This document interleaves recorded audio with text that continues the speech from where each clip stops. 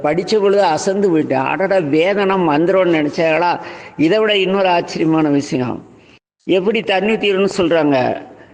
நீ போய் நதிக்கரையில் நின்று நதியை தொட்டு, ஏ நதியே, வைகை நதியே, நான் உன்னில் நீராடுகிறேன், காவிரி நதியே உன்னில் நான் நீராடுகிறேன், உன்னை அசிங்கப்படுத்த மாட்டேன், உன்னில் நான் என்னுடைய மேனில் அழுக்கை கழுவுவதற்கு மன்னித்து விடு, என்ன நீ உன்னை போன்ற நான் குளிர்ந்த தன்மையை எனக்கு கொடு, என் உடல் சூடு அடங்கட்டும், என்னுடைய நாவில் உள்ள சூடு அடங்கி நான் எல்லோரிடத்தும் இனிமையாக பேச அருள்க, நான் எல்லோரிடத்தும் இனிமையாக பழக அருள்கன்னு சொல்லி நதியில் நீராடணும்னு சொல்லுது. இது மாதிரி சரியான சப்ஜெக்ட் தெரியுமா?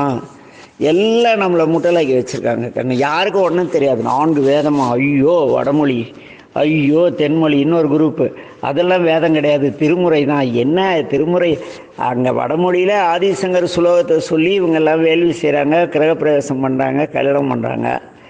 இவங்க அதையே தமிழில் திருஞான சம்பந்தம் தேவாரம், அதாவது வழிபாட்டு பாடல்களை வேதம்னு சொல்லி 2 பேருமே நம்மளெல்லாம் என்ன பண்ணுறாங்க, ஏதோ பண்ணுறாங்க, பண்ணிட்டு போகிறாங்க. அப்போ இந்த வேதத்தின் பொருளை